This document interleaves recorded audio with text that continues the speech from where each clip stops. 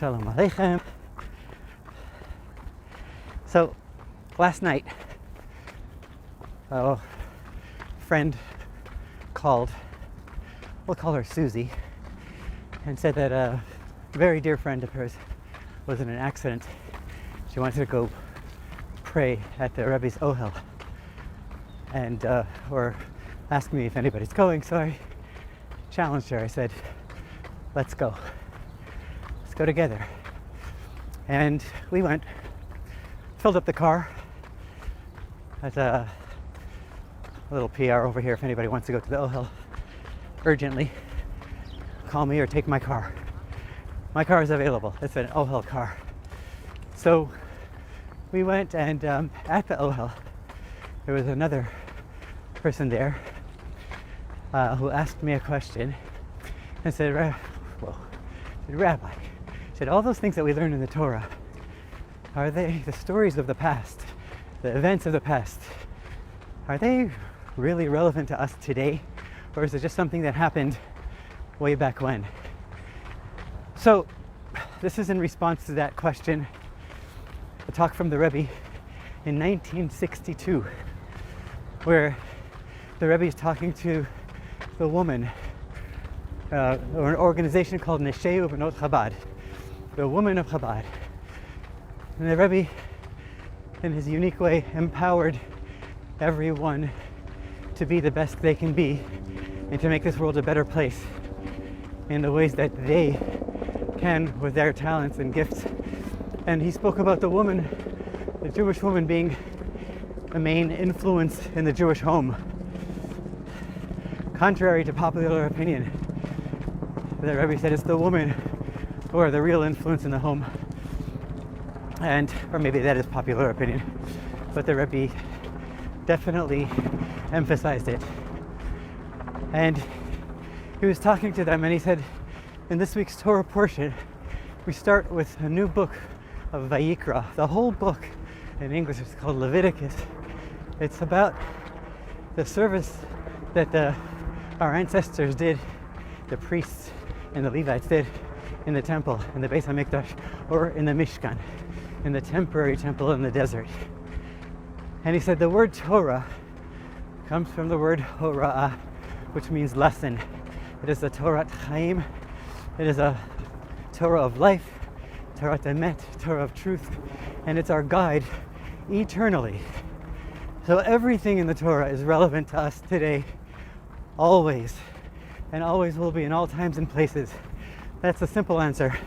But the question sometimes is, how is it relevant to us? And here the Rebbe says, moving into our book, the new book of Vayikra, which talks about the services of the temple, the Beis HaMikdash and the Mishkan, we'll call it the Mishkan from now on.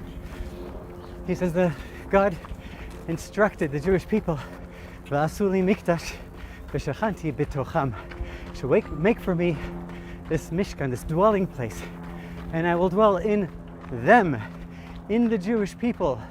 So there the Rebbe actually laid out, God Almighty actually laid out the plan for the future and said, this temple that is a physical space will be transferred into the hearts and the homes of all the Jewish people for all future times, even after they're destroyed.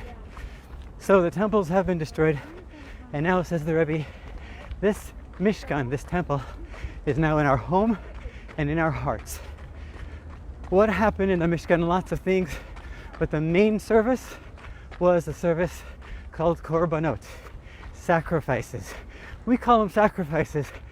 Translated in English, really the word means, Korban means coming close, something to be brought close, karov, bring near.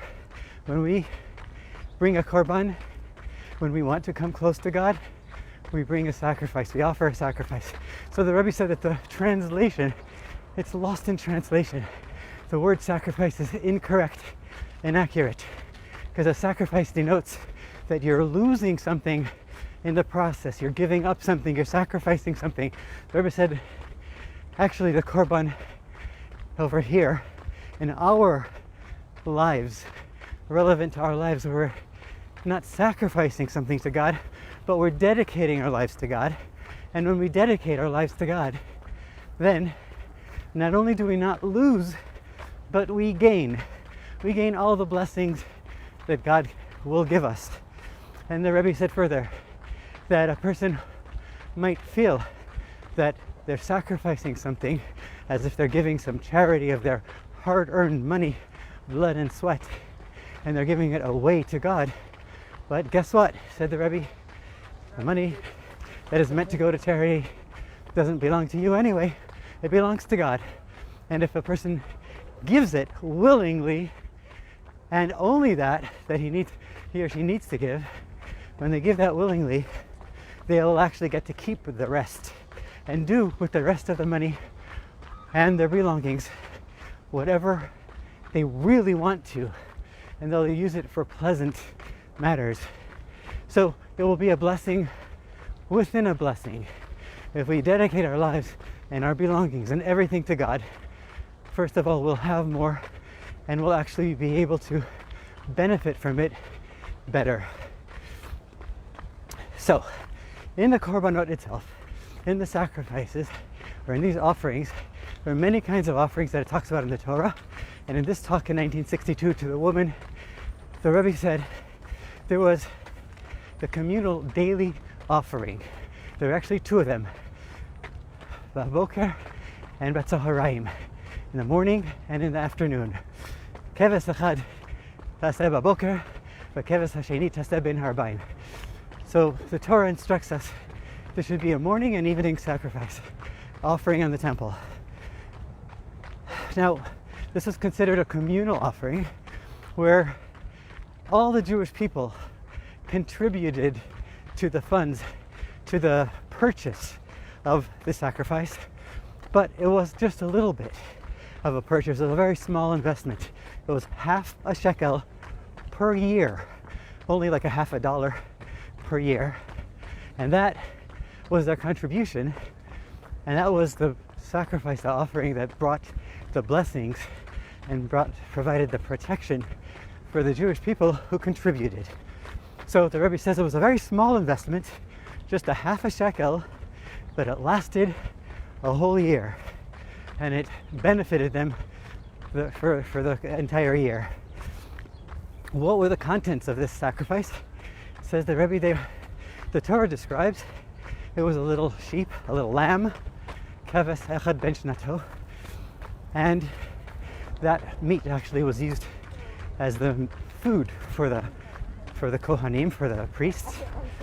And there was also from the world, so that lamb, I'll preface this that there's 4 categories of creation we spoke about before here, and we'll speak again, God willing.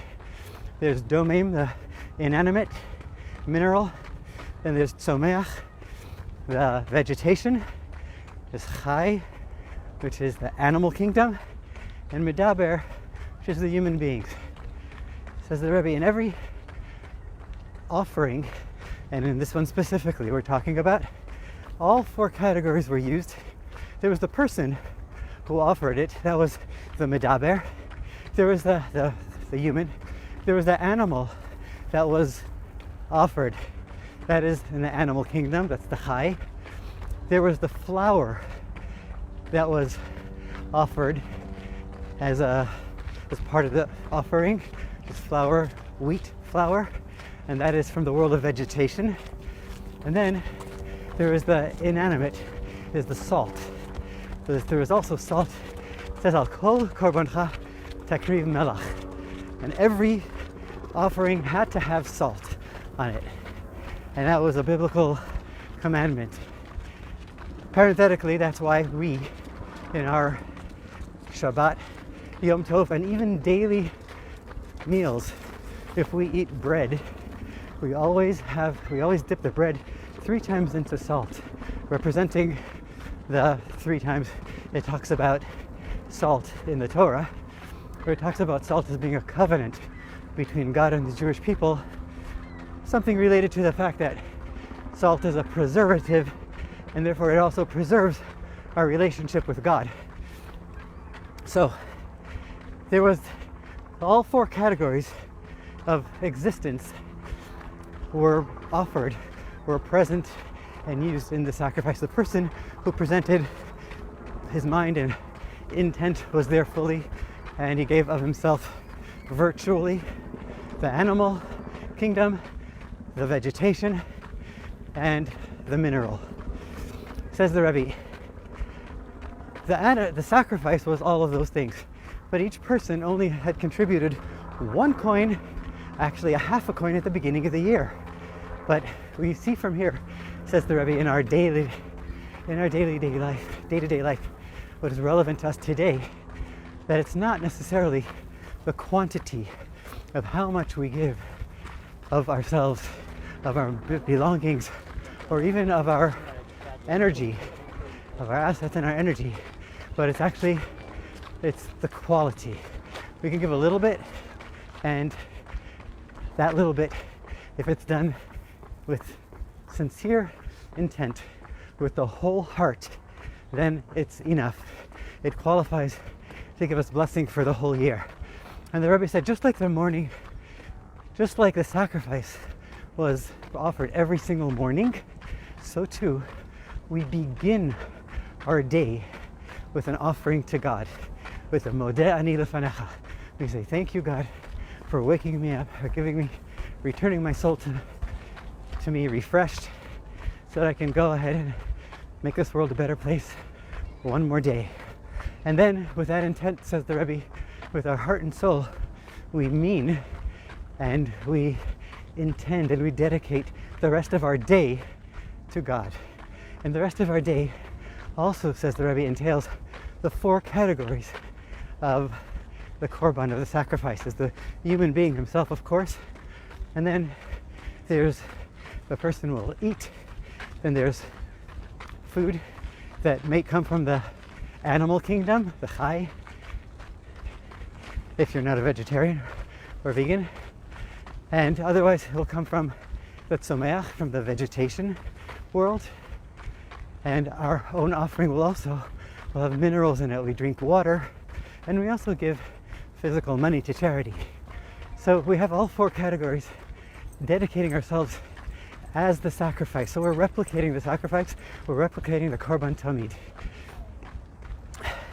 Another thing that the Rebbe did not say in this talk, which I learned from our dear friend Rabbi Asi, was that these different categories, aside from the human, they also are present in our psychological makeup internally. So we have the inanimate, which is represented by action, the actions that we do. We have the vegetation, which is something that grows and is constantly growing, and that is representing our feelings, our emotions, our attitudes. And then we have the chai, the animal kingdom, which roams the earth, literally, and so too our mind wanders and collects information as if it's roaming the earth. That's another take on the offering and an internal relevance to these offerings. The Rebbe concluded this talk, or the part that I heard, with the offerings also had specific things that stayed on the altar that were burned. So the fat of the animal was burned on the altar, and the blood was sprinkled on the mizbeach, on the altar.